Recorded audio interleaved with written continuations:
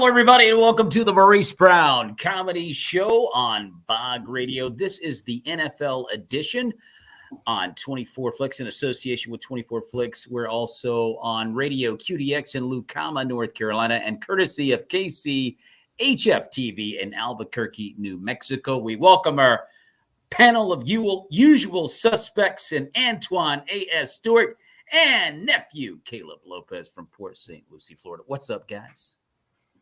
What's up, Maurice? What's going on, man? Everything is going just great. We had a very interesting weekend of games to transpire on this past Sunday, which I am ready to dive into. And we've got some NFL headlines I want to cover as well. But starting with the Week 17 results, we had the Cleveland Browns last Thursday destroy the New York Jets. Today it was reported that Zach Wilson will not return to the New York Jets. Your thoughts on that, Stu? Zach Wilson. Zach Wilson. Yes, sir. Wow, I didn't know that. I know there were talks about the running back not coming back, but I didn't know Zach Wilson wasn't coming back. That's huge. Especially, when you drafted him so high, I think I believe he was the second overall pick of the draft. But I mean, hey, can we just say it? He was a bust. Yes, you can say it. That he was a bust. Yes. Not saying that he won't have a Geno Smith revival sometime in his career, but as of now, he's just wasting space. I believe that, we know Aaron Rodgers will be the starter next year, and they may want to draft him another quarterback and try again. But this time, whoever was I'm not going to say whoever was involved with drafting Zach Wilson, don't be involved this time. But you definitely going to need to check some more boxes because he definitely wasn't who we thought he was. Well, he was out for 3 weeks. He was in concussion protocol for 3 consecutive weeks, and it really looked like Trevor Siemian was a better option, although he's not the option. He's a better option than Zach Wilson and Corporal Boyle's nephew. So, why not? Let's move on with Trevor Siemian and have him back up Aaron Rodgers next year. We got the Cowboys over the Lions 20-19. We're going to hold that off for our NFL headlines. Can't wait to dive into that. Bills 27-21 over New England. The Bears over the Falcons 37-17. Caleb, should the Bears rethink maybe drafting a quarterback number 1? I feel like it's an option for them, but I don't think they're gonna do that.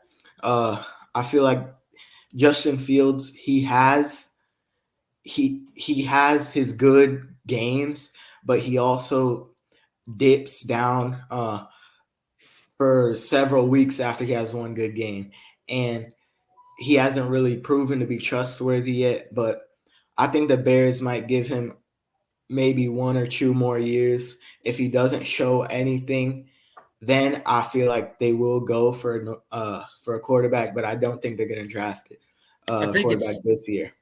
I think it's pretty clear that Fields has turned a corner, and I think he showed that a couple of weeks ago, and he's been very consistent over the last 4 weeks. I think the Bears are like 5-6 in the last 6 weeks. I mean, how much more proof do you need? The guy can ball. He's balling out. Let's just forget this quarterback at number 1. You're heading in the right direction. You got DJ Moore. You've got some weapons on offense. The defense isn't putrid. I mean, I think that it's disrespectful, beyond disrespectful, to continue for the Bears to continue to talk about, I wonder if we should trade Justin. You won 5 games in a row. Anyway, I'm going to leave it alone. We're going to go to the next line of scores coming up. The Colts 23-20 over the Raiders. The Rams 26-25 over the New York Giants. A scary one for the Rams. They almost lost, locking up their wild card spot. The Cardinals over the Philadelphia Eagles. I think this is the third loss in the last 4 games for the Eagles. Stu, what's up with Philly? I don't know, man. They definitely going to have to figure it out quick, with the playoffs approaching and stuff like that. But they definitely don't seem like the Philadelphia Eagles that we've been used to seeing. Jalen Hurts was 18 for 23 with just 160 yards, 3 touchdowns, and a pick. Not much offense from the team overall. The running game didn't get going. And they lost to an Arizona team who, has been missing Kyler Murray, even though they had some splashes here and there with Dobbs and so on. But if this is not a wake-up call for Philly, I don't know what is. The 4-12 Arizona Cardinals beat you 35-31, and you're heading into the playoffs, and this is not the direction Philly in the amount of steam that you want going into the playoffs. You don't want to be that one and done going into the playoffs. So Philly needs to get it together quick. They need to get it together quick. There's no doubt about it. The New Orleans Saints 23-13 over Baker Mayfield and the Tampa Bay Buccaneers, as everyone was just about ready to crown Baker, which I thought was a mistake. He expectedly fell right on his face at Tampa Stadium. Didn't show up, and now they've got to win or they're out next week against Carolina. The game's going to be at Carolina. Baker has a beef with Carolina. They had him. They cut him loose, so he has a chance to step up. This is the kind of game that Baker Mayfield will show up for. Continuing on with Week 17 results, your 49ers 27-10 over the Commanders. No problem. Jags 26-0 over the Panthers. Ravens 56-19. Caleb, are the Dolphins legitimate frauds? That's what I've been saying. They can't play against a hard-nosed football team. If you go out there and hit them in the mouth, they're not going to respond.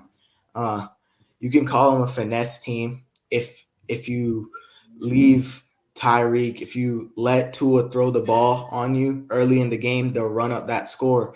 But the Ravens, they came in, they shut everything down. And when teams do that against the Dolphins, they kind of like give up the game. And I mean, it's not a good look for them at all. It's not a good look for them at all. Here come CJ Stroud and the Houston Texans just in time for the playoffs, 26-3 over Tennessee. The Steelers look to be heading to the playoffs. They beat the Seahawks 30-23 in Seattle. The Steelers now have a showdown with the Ravens in Baltimore, but guess what? Lamar Jackson's going to sit. So that really ups the ante for the Steelers to go out there and get this one and get into the playoffs. Kansas City 25-17 over the Cincinnati Bengals in a very, very tight game, but Patrick Mahomes and the Chiefs show up. Stu, your thoughts on this one? Oh yeah, it was definitely a game that they should have won.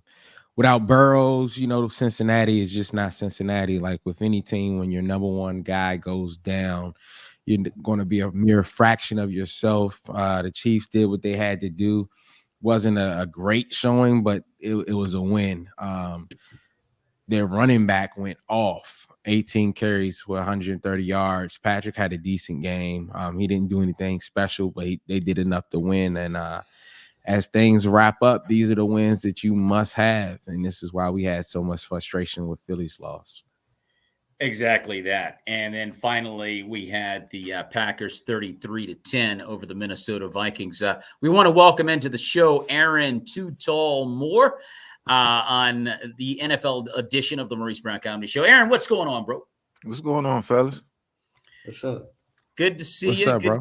Good to see you, Aaron. Good to see you. We're going to let you comment a little bit about your Commanders and the 49ers. What were your thoughts on that game? Getting ready for Dallas week in the DC area. I actually thought we played better than what people expected it to be. I thought people expected it to be, a blowout like we got blown out in Dallas. But we held up in the first half. I think we did. Our defense played well. Knowingly that we had guys in there I didn't even know their names. Defensive back was filled with rookies and first year, second year players. So we basically was playing guys who may or may not be on the roster next year. I mean, we did better than what I expected, but again, you can't turn the ball over to a team like that. Sam threw 2 interceptions, and they converted off them turnovers. So especially in the red zone, threw interception in the red zone. But first half, Sam played well. I mean, we weren't expecting to win that, but we stood up to the big dogs. But you can't turn the ball over. You turn the ball over against a team like that, you're going to lose. Well, I think the Commanders are going to have a special class this year of can't turn the ball over for Sam Howell. Let's go to the NFL headlines and because there was some interesting development. We'll start out with the Dallas Cowboys and the Detroit Lions. That was the game of the weekend. It was controversial. There were a lot of thoughts about the referees not getting it right. The question is, did the referees get it right by denying the Lions a touchdown on the failure to report eligibility? Stu. Absolutely not. They did not get it right. I think there was clear video evidence of the two offensive linemen reporting that they were eligible. There was they actually showed the video footage of it happening, so I don't see how they missed that. Yeah. These are the type of mistakes that you cannot happen going into the playoffs. There needs to be some consequences for these refs.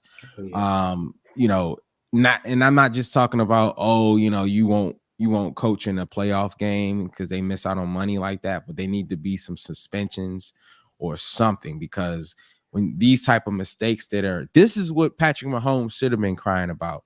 Not a flagrant foul where you actually line up offside, but when you do what you're supposed to do and you still get the flag, these are the things that we can't have in this game today. And these are the things they need to correct moving forward. Caleb, did they get it right, the referees in this critical game? Not even a little bit. Like Stu said, I rewatched the footage. Number 68, he reported, and so did number 70. And I feel like it's been a common theme this entire season. A lot of bad calls. I feel like the entire NFL has had an officiating problem. A lot of them this season, and they have to get it together, and they have to be handing out. I mean, you might as well start fining these refs for bad calls, and because you can't have this happening going to the playoffs, and when every single call, every single play matters. Aaron Too Tall Moore, did the referees get it right? Of course, they didn't get it right. The explanation, the explanation was number 70 reported eligible early in the game. So they thought it was number 70 that was eligible on that play, when obviously you see the guy, I think Caleb said it was 68. Talking to the ref. And I don't to me it was just a day the Cowboys, they couldn't let the Cowboys lose. Jimmy Johnson was getting to the Ring of Hall of Fame. It came down to a call, but and then again, I kind of put that on Detroit as well. Kick the field goal. You got the 2-point conversion. They called it back. Kick the field goal, going overtime, see what happened. But he tried to roll the dice and it backfired. But Dallas lost that game, put it in the refs' hands. The refs took it away from him. Well, there are two things here, and one of which you've already pointed out, which I totally agree with. Kick the ball. Okay, you came all the way down here to make the playoffs. Go to overtime and win the thing. You got them on their heels. Mm-hmm. You're actually beating them, and they're backing up. Take it to the next period and win the game and go home. And now you're 12-4. Secondly, this is what happened. That's why both of these teams are fraudulent. They're both jokes. This is what happened. So you come down there, number 70 checks in. Well, the play was to 68. 68 did not check in. and that's who caught the ball. So what Dan Campbell was trying to do was play a little, trickaroo with the referee, saying, okay, somebody's checked in, but he doesn't want the Cowboys to know which one's going to get the ball. Mm-hmm. So Dan Campbell asked for that. Yeah, the referees got it wrong, and Dan Campbell got it wrong because the guy that reported wasn't the guy involved in the play. So you have a comedy of errors here on both sides. The referees are wrong, Dan Campbell's wrong, and the two guys that checked in were wrong. Because 68 knew it was coming to him. Decker was supposed to go to the referee and say, I'm eligible. The guy involved in the play has to report, I'm eligible, not a guy. The guy has to report. Dan Campbell did that. He instructed 70 to report, knowing the play was for 68. So it was just a backfire. It was just a horrible call. We saw what Dan Campbell was trying to do, but it backfired on him. He did say they was gonna run and play like that before the game. He said he talked to the refs before the game, and he said he was gonna run and play like that, where I guess two linemen were coming in the game, but one of them was gonna be eligible. So I don't know. I guess it was just misinformation, or Campbell was trying to slide a quick one under there. That's exactly what Campbell was trying to do. Backfired in his face. It backfired in his face. And so, you like I said, you got a couple of fraudulent teams here. And, one fraudulent team got robbed and the other fraudulent team got a gift because the other fraudulent team had a dipstick head coach. Anyway, we're going to move on to the next NFL headline here, and that is the Pittsburgh Steelers. We've got a game between the Ravens and the Steelers coming up this weekend. The Steelers have switched to Mason Rudolph, and they're 2-0 with Mason. Matter of fact, they look pretty good with Mason, although I don't think he's the guy. Rumors are that quarterback Kenny Pickett refused to be QB2 as he was designated going into that game, so he wouldn't dress. He refused to. Those are the rumors last Sunday.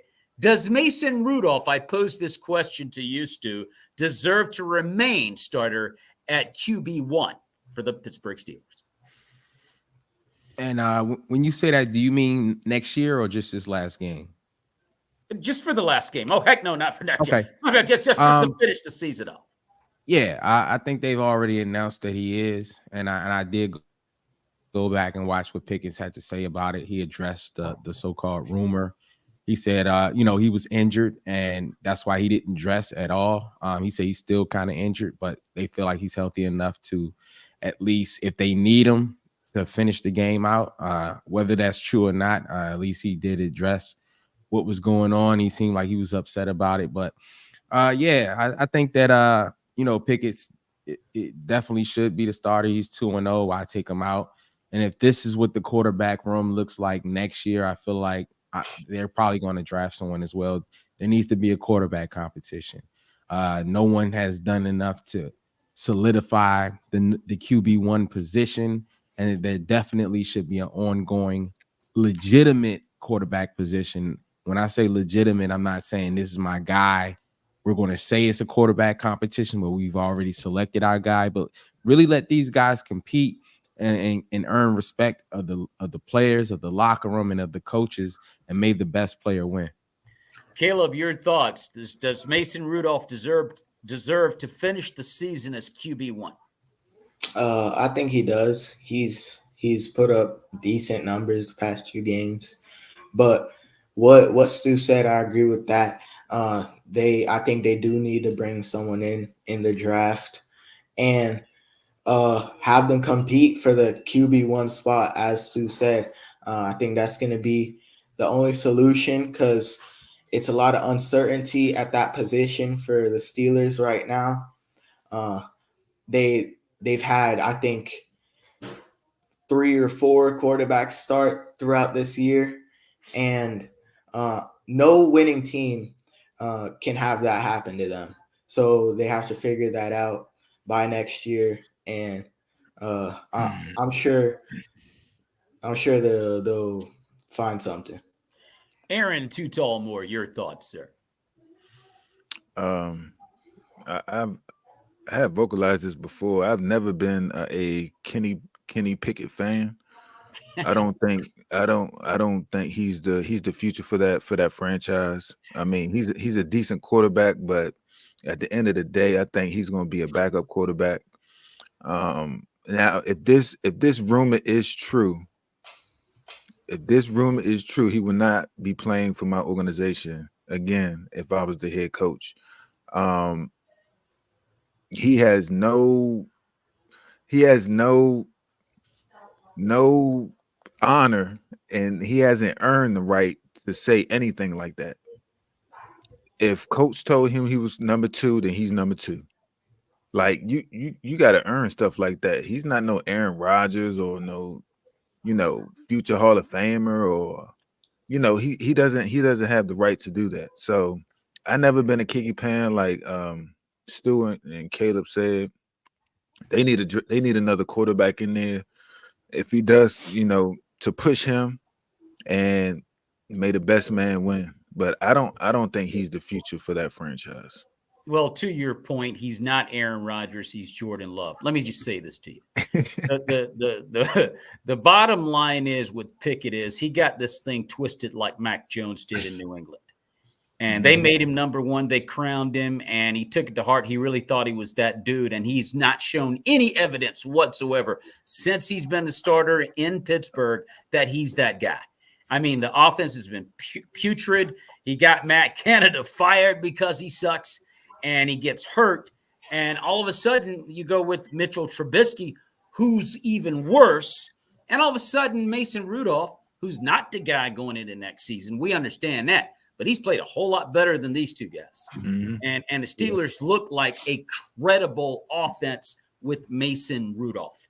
So for Pickett, and you're right, he tried to deflect this accusation that he refused to be designated as QB2. He tried to say all the right things to cover the fact that he really did. And to your point, Aaron, this is a terminable offense. It's like you are not even showing us any sign that you could be our franchise quarterback going forward, and you act like this. Yeah, we're gonna get you on that waiver wire, bro. But that, I mean, but that being said, there's still question. I don't be surprised if Pickett's gone, but they love him there in Pittsburgh. He's a great sentimental favorite. I'm gonna say it one more time: a sentimental favorite. He doesn't have any game. And I tried to give Pickett a break. I said, I like the way the guy, stands in the pocket. He's smart and all this stuff. He doesn't have it. He has not shown any evidence to me that he has what it takes to be the Steelers QB1. We're going to go to the next headline, and we're talking about the Bills beating the Patriots. It was a dogfight, but the Bills won it. And now you're looking at the Patriots at, I think, 3-12, 4-12. My question to you, Stu, is Bill Belichick effectively done in New England? Absolutely not. Bill will be done when he's ready. When he's ready to go, I mean, he's the second oldest coach in the league. Pete Carroll's the first oldest. When he's ready, he'll be gone. But from what I hear, Keyshawn and different players that know the Kraft family and know him, Bill is actively looking in the next season, having meetings with the scouts, doing things that you wouldn't normally see from a coach that's done with that particular team. So I don't believe that he's done. What I do believe is they need a quarterback. And what I do also believe is when he is done, if he chooses to, he can do what the Giants' old coach did when he moved to Jacksonville organization in the box and, as a president or something like that. But I think as far as coaching, he seems to be actively still involved. And even if they take away a little bit of power and get a GM or try to brighten things up, I don't think he's going anywhere unless he's ready. Nephew Caleb, is Bill Belichick done in New England? I don't think he's done either. There is a chance that he might leave. It's definitely out there, but like Stu said, he's really active.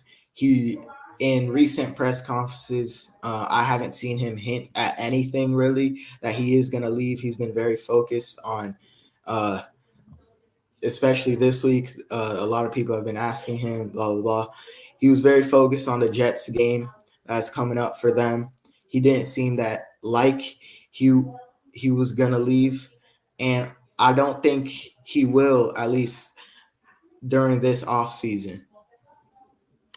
Aaron Too Tall Moore, as they say in baseball, you're out of there. Is this it for Bill Belichick in New England? I hope not, but you never know in this, in the NFL. Robert Kraft, I mean, he gave you what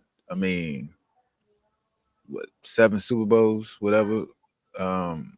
You've been a dynasty. Him and Tom Brady built that. I think he should leave when he's ready, but you never know. I think I said this early on one of the shows. It was a report by, I believe it was Sports Illustrated back in November, that a team that wanted to trade for Bill Belichick in next year.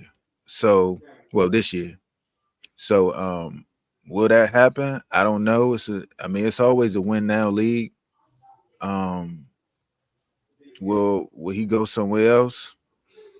I hope not, because I believe he earned the right to stay until he's ready to retire. That's just my belief, but I don't think he should leave. But is he done?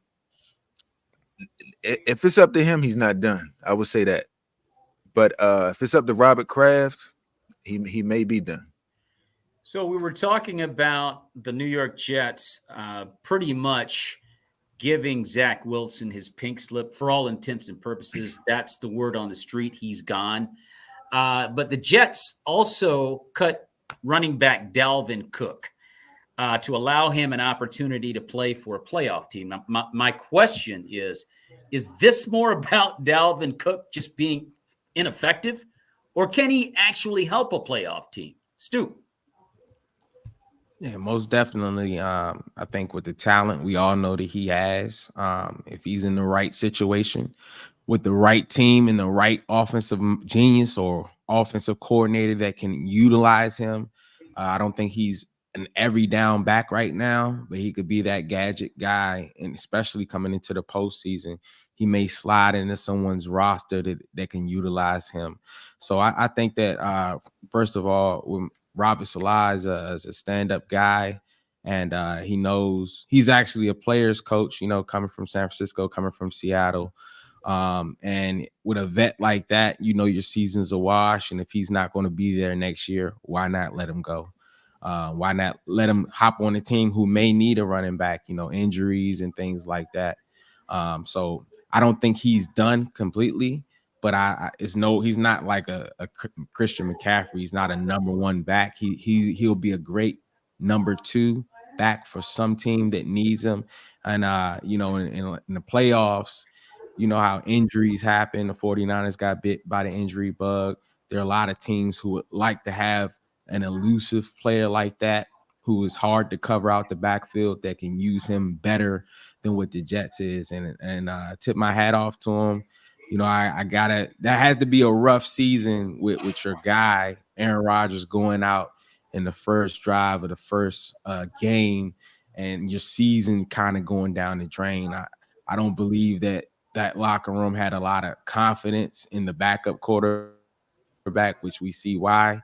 And I think as a veteran, that's nice. That's a very nice thing to do for the coach, to let him go and see if he can hop on the playoff team to assist and maybe potentially winning the Super Bowl. Aaron Jones, your thought? Aaron Too Tall More about that. Yeah, you messed me up there for a second. Yeah. I'm all over the place. Aaron Jones. Like, we got another guest. All these Aarons. We got Aaron Rodgers. Anyway, go ahead, Too Tall. Do you think? Oh, man. Yeah, I think Cook got something left in the tank. I mean, I think it's a lot of playoff teams that could use. I would love to see him go to the Ravens and be another weapon for Lamar. But I see the Bills need a running back. I mean, I see I see he can help the Browns. Shoot, I see the Rams. Man, it's a lot of teams out there he can help. Like Stu said, I don't think he's your feature back, but shoot, he's a heck of a spell back. Your feature back get tired, So yeah, I think somebody's gonna pick him up. Trust me, somebody's gonna pick him up. He's gonna be in a shoot. The Chiefs would be a great fit for him, I believe. But I think he could be a big time help to a playoff team out there. Ladies and gentlemen, you're listening to the Maurice Brown Comedy Show on Bog Radio in association with 24 Flicks and Radio QDX in Lucama, North Carolina, courtesy also of KCHF TV in Albuquerque, New Mexico. We are not talking with Aaron Jones, the running back of the Green Bay Packers, but Aaron Too Tall Moore, our good guy and a part of our usual suspect on the NFL edition. Also, we got Antoine A.S. Stewart and nephew Caleb Lopez. I guess you guys know where my mind is right now. I'm thinking go Pack go, but that's probably a waste of time. Hey, one day we get Jones on the show. Yeah, maybe we'll get him up here, man. I'll tell you what, we'll see. I want to switch to our next NFL headline, and the owner of the North Carolina or the Carolina Panthers, David Tepper, is worth $20.6 billion. The gentleman threw a drink on a fan at the Jaguar Panther game over the weekend, and the NFL decided that the punishment would be $300,000, which is the equivalent to the four of us combined, a nickel. So my question is, did the NFL respond strongly enough to Carolina owner David Tepper? Nephew Caleb. I mean, 300K, it's a lot of money, but for a dude like that, as he said, it's a nickel. Yeah. But I feel like the NFL, they don't really have too many options when dealing with a situation like this. I feel like this is more in like the fans' duty, maybe going to court on something like this. I don't know, but I think the NFL did what they could do, maybe handing out a suspension to him. But I feel like after the 300K, it's out of the NFL's jurisdiction. Antoine A.S. Stewart. I think the only way that 300K would justify what he did is if at least at minimum 100K went to the fan. I think if the fan got 100K for getting a drink thrown on him, I'd be like, you know what? Let me get some more drinks thrown on me. But other than that, I believe maybe 500K. I mean, or even higher than that. I mean, it's nothing to him. Should definitely be the fine, because that is like, you find the players 10K, 25K, and none of them are worth $1 billion. So I think you definitely need to be harder on him. That shouldn't have even happened. I don't even know how he was in the vicinity of a fan, because usually they stay up in the owner's box. They got their security team and stuff like that. So if he was bold enough to do that, knowing that there were no consequences that he would care about, I believe that money should have went to the fan that he hit. And I'm probably sure the fan is probably going to sue anyway. Aaron Too Tall Moore, did the NFL respond strongly enough? Of course they didn't. But to answer Stu's question, the fan walked up.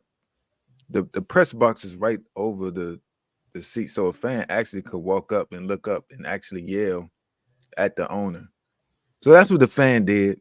What he said, obviously he said he didn't say something, nice to get a drink thrown on him. But like Stu said, I think the fans should have got that money. But when you messing with a guy like that, you really can't hurt him with money. But it should have been more. But take away a draft pick. Take away a draft pick. That's what's gonna hurt him at. His team already struggling. You take away a draft pick, he gonna feel that. And yeah, so, absolutely. I mean, that's what they should have did. They should have fined him a little bit more and took away a draft pick. I totally agree. They could have done that. They absolutely could have done that. And one better, they could have taken him up there to the press box by police escort, handcuff him to the seat, and make him watch the Panthers. How about that? Hey, you go watch this guy play all 60 minutes. Go handcuff you to the seat anyway. Yeah, crazy thing. You can't do that when you're the owner of a billion-dollar franchise. Our last headline is involving Brock Purdy. He had a great game, had a record-setting game, in fact, against the Washington Commanders. My question is, did Brock Purdy's record-setting play on Sunday over the Commanders make up for his ineffective play against the Ravens? Stu. I mean, it's kind of like a loaded question. I mean, the Ravens game, he had a bad game. What do you do after a bad game? You have to bounce back. Shanahan eased them into it. Washington didn't come in there to lay down. They definitely were playing. I was like, these guys are really playing. But at the quarterback position, we kind of took over that with our defense and stuff like that. Brock Purdy made the plays that were available. I think that was a good game for him, confidence-wise. A lot of people forget that he is a young guy. This is only his second year in the league. His first year starting the full season. Last year, he didn't start till, close to the end of the season. So I think it was a good game for him. In this league, you got to have a short memory. You're going to have bad games. The greats, they have a short memory. And like in the famous words of Bill Belichick, on to the Rams. Well, I wanted you to handle that last headline because Brock did show off in that game, and he's got a lot of work going forward because the competition is going to get a bit stiffer. We'll see how he reacts. As I say that, we're going to switch over to the NFL Power 5, and I'm going to start out with the American Football Conference, and I have the big boy table as follows. Baltimore remains at number 1. Followed by Cleveland, who edges a little closer to number 1 at 2, followed by Kansas City, Buffalo, and Miami. Stu, your thoughts? I agree with that 100%. Ravens have established why they are the number 1 in the AFC and also the NFL right now. Browns, to me, are the scariest team that I'm looking at over there because it's kind of like, you're not expecting much from them, but you don't want to see them. The Chiefs, right. They should be right there in the middle. We can't sleep on Patrick Mahomes. We know he has another gear that he has in the playoffs. We'll see if his talent can overpower the deficiency he lacks in the receiving position. The Bills, they're kind of like that team that, if they're clicking, you don't want to see them, but sometimes they're not clicking. They're inconsistent, has led to that. And the Dolphins right now seem like the weakest link. They just got steamrolled by the Ravens. They seem like they're just definitely a finesse team. You may want to put flags on the guys so they can snatch that off because they don't want to get physical. So I agree with that list from top to bottom. Caleb, your thoughts on this AFC Power 5? I'd have to agree with it. Top to bottom, Ravens at 1. Honestly, we also said this about the 49ers a few weeks back, but I don't think anyone's going to be able to beat the Ravens.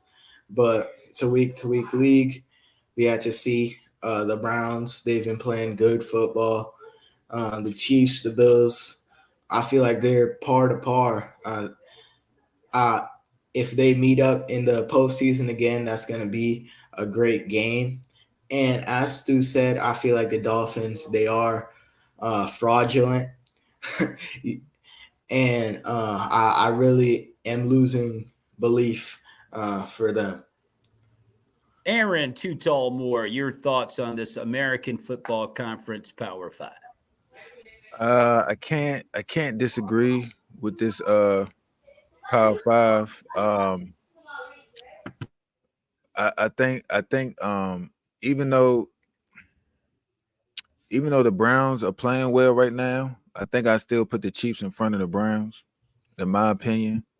I mean, they haven't proved nothing in the playoffs yet. So, I mean, we'll see when it matters. At least the Chiefs in the past have, but we playing the now, not the past. But I think the Ravens are the best team in the NFL right now. I think the Bills are hit and miss, but if they on, they on. You gotta watch out for them. And I think the Dolphins, man, I think they starting to hit that injury bug too.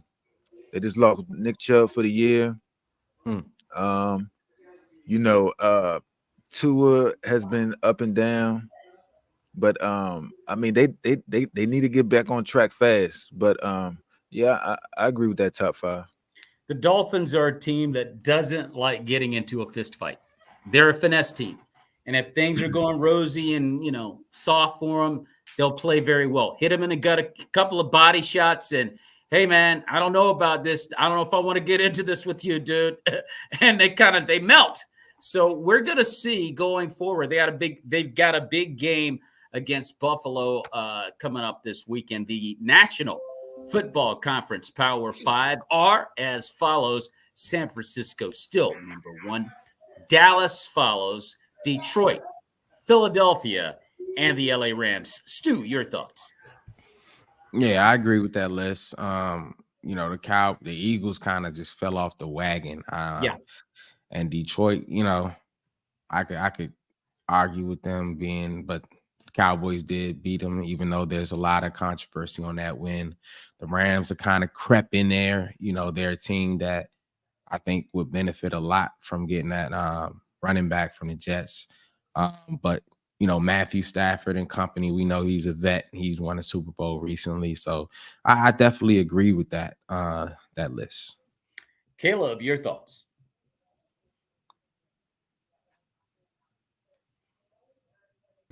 Oh, my bad. I'd have to agree with this list for the NFC. I feel like a lot of these teams are really shaky right now, though. Once you drop off from the 49ers, it's just a real mess down there. But it's all these teams. They're gonna be in the playoffs, and I think they should be able to figure it out before game time starts. Aaron Too Tall Moore, your thoughts on this NFC Power 5? Yeah, the 49ers, they still the juggernaut in the NFC. I think the only thing I would change, I would put the Lions in front of the Cowboys. I mean, technically they lost that game, but technically they won that game. And I think if they see them again in the playoffs, the Lions, they got a nasty taste in their mouth now. They're gonna want to make a statement if they want that. I think they want to play the Cowboys in the playoffs. I think that's where I'm going right now. I think they want to see Cowboys in the playoffs to knock them out because they had that game won. So I put the Lions in front of the Cowboys right now.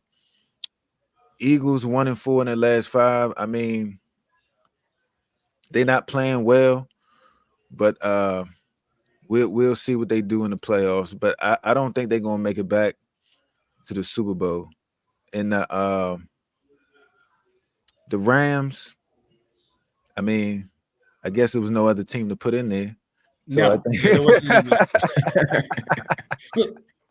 I mean, so I like that. Yeah, it's only the Cowboys and the Lions out swap. Okay. Yeah, the Rams are there because there wasn't anyone else. Let's look at the NFL Power 5. And I've got the Baltimore Ravens as for the second week in a row, the number 1 team in the entire NFL, followed by the 49ers, Cleveland at 3. And I just said, let's just get rid of the fraudulent Cowboys and Lions and put the Chiefs and Bills at 4 and 5. Stu, your thoughts? I agree with that list. I know that the Chiefs, with Patrick Mahomes are a different team. Well, let's say this: Patrick Mahomes is a different player in the postseason, but he doesn't have the supporting cast this time. And that Browns defense is for real. And the way Flacco's throwing that thing, he ain't got nothing to lose. I think it's going to come down to, who can make the least amount of mistakes. But of course, the 1 and 2 Ravens and 49ers, I honestly believe that that's going to be the Super Bowl. unless the Browns throw a monkey wrench into the program, which they are capable of. And we all know what the Chiefs are capable of doing. I don't see the Bills doing anything. That's just my opinion. But I like the list, Mo. Caleb, your thoughts on this NFL Power 5? Yeah, I mean, top to bottom, I'd have to agree with it. I really don't have anything to change here. Okay. Aaron, Too Tall Moore. I will keep the first 4, but I think even though I don't want to say this right now, and it's gonna be hard for me to say this. I can already see it coming. Go ahead, I'll bring it. Yeah. I think the Cowboys need to be in there. Oh, you DC Washingtonian Commander fan! I don't believe it. So yeah. Who would you take out? I'm gonna keep the first. I'm gonna take out the Browns. I'm gonna take out the Browns because they playing nice right now. I'm gonna take out the Browns, and I am going to take out the Bills and put Detroit in the Bills and put Dallas where the Browns at. Okay. Fair enough. You know, I mean, Buffalo has not shown that they're the team we thought they were going to be. They're still 10-6, and they did bust the Cowboys in the gut when they went up there to Buffalo, sent them back to the ranch. But I got you. I got you. I hear what you're saying. We got to play these games and see what happens. Fair enough. Fair enough. We're going to look at the matchups coming up this weekend. This is the final week in the NFL, and what a final week we have coming up. A lot of playoff implications during this final week. A doubleheader this Saturday. The Pittsburgh Steelers take on the Baltimore Ravens. Now, Baltimore has already said that Lamar Jackson will not play in this game. That's going to be 4:30 on ESPN and ABC. And then at 8:15, it's the Houston Texans taking on the Indianapolis Colts, another playoff implicated game. Stu, your thoughts on this doubleheader? As far as Baltimore is concerned and Pittsburgh, it doesn't really matter at this point. Baltimore is doing the smart thing by resting their stars. So this is the chance for Pittsburgh to really creep into the playoffs.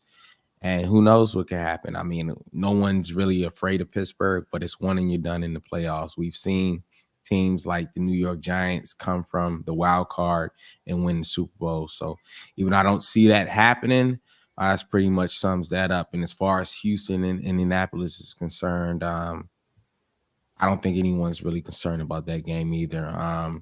It's a toss-up game. If CJ Stroud plays for Houston, I would favor them, but the Colts, seem to be warming up right now. So, and they're at home, so they can carry that momentum into, potentially getting into the playoffs. But I pretty much think it's one of those things where either way, Houston or Indianapolis, I don't think either one of those teams are going to do any damage moving forward in the postseason.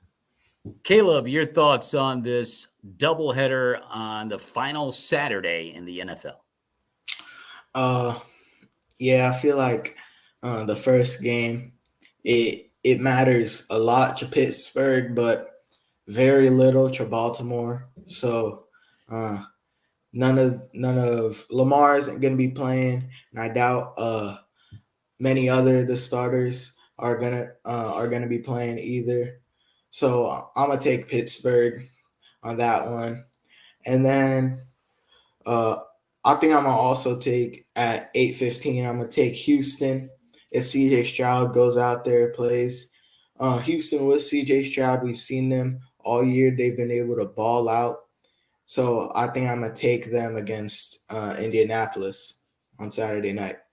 Aaron, Too Tall Moore. To tell you the truth, with Pittsburgh and Baltimore, I like Baltimore in this one, even though they sitting at starters. I like Tyler Huntley Tyler Huntley has proven he could come in and win games for him. He done it before. When Lamar was out for the season a couple years ago, he took him to the playoffs. Even though they lost in the playoffs, I mean, he was right. He was driving the car. So I like Tyler Huntley. I think Pittsburgh gonna lose that one. The 8-15 game. I mean, I really don't care about that game. To tell you the truth.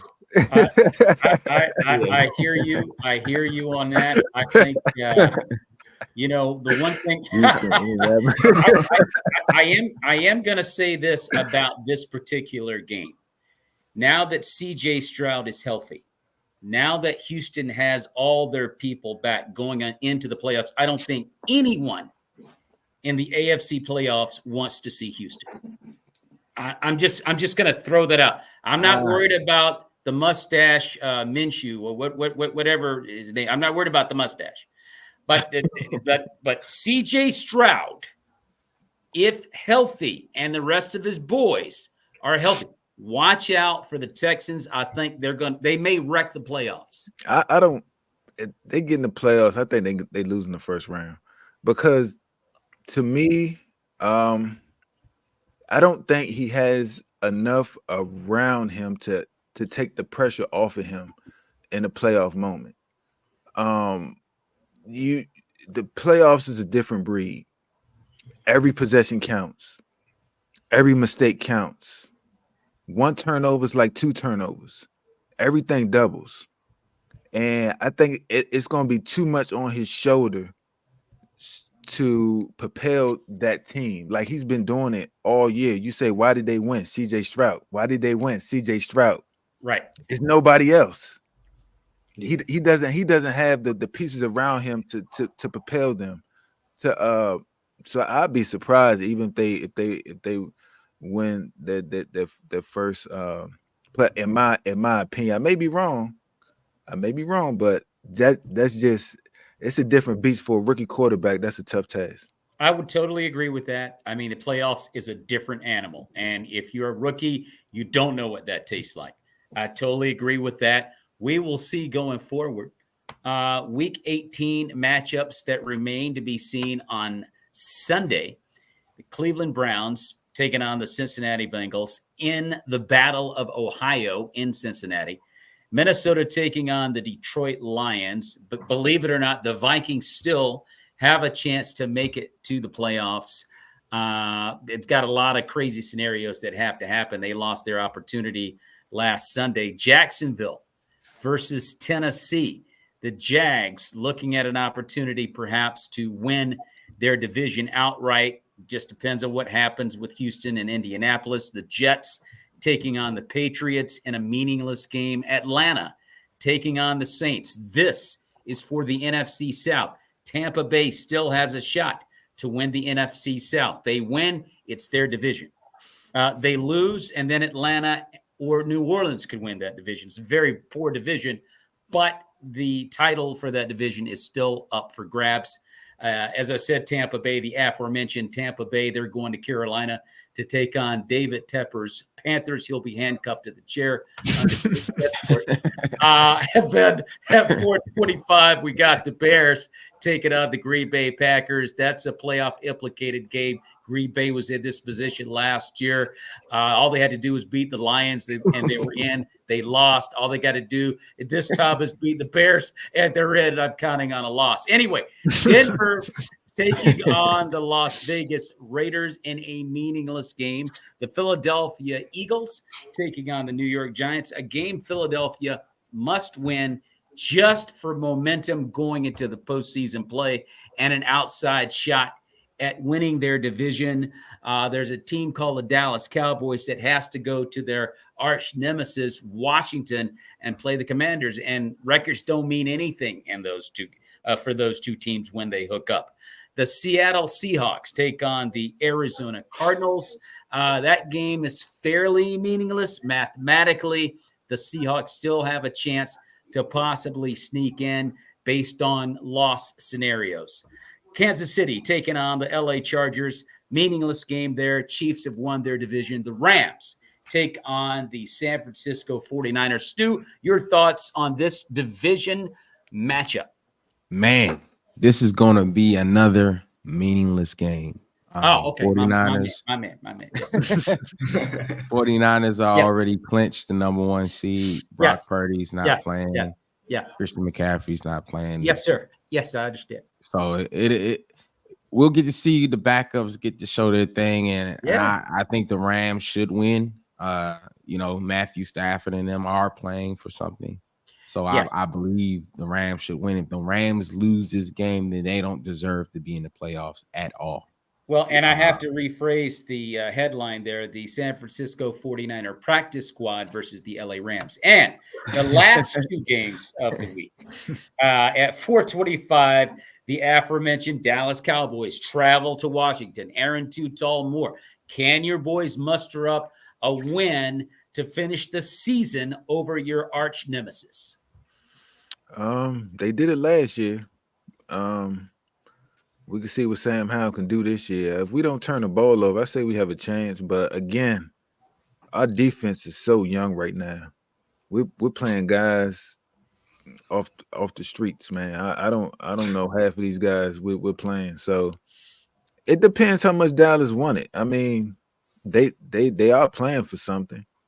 But again, in this game, it don't matter. We see what type of Dak Prescott shows up, but we gonna play. I tell you one thing, we are gonna play hard. We lose is not because of lack of effort. It's just because we don't have the talent. So we're gonna play hard. We're just gonna see if we don't turn the ball over. I say we have a chance.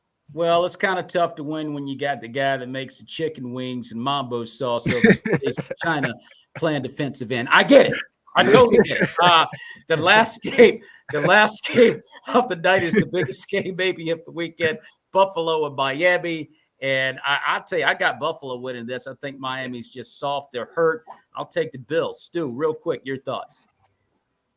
You got another 2 fraudulent teams. Buffalo should win, but that's what Buffalo does. They won't show up and then make Miami look like superstars again. It's one of those games where it depends on who shows up, which Buffalo team shows up, and which Miami team shows up. Miami is pretty much comfortable at home. They usually get going at home. So I'm going to go with Buffalo on the road. I believe that they are the more well-rounded team as far as top to bottom, and they should get it done. Caleb, real quick, your thoughts. I think I'm going to take Buffalo. I'm pretty sure if Buffalo wins this game, the division is still up for grabs. So if Buffalo wins this game, they'll take the division. So they have something to play for. But I think Buffalo's going to go into Miami and win this game. Aaron Too Tall Moore, real quick, your final thoughts on Buffalo, Miami. This is a toss-up. Like Stu said, it all depends what team wants to show up. I mean, I'm gonna pick Miami just because they're at home. All right, guys, we're going to get out of here. Ladies and gentlemen, you've been listening to the NFL edition on Bog Radio in association with 24 Flicks Radio QDX out of Lucama, North Carolina, and courtesy of KCHF TV in Albuquerque, New Mexico. Everyone have a blessed weekend, and may the peace of Christ be with you and your families. God bless.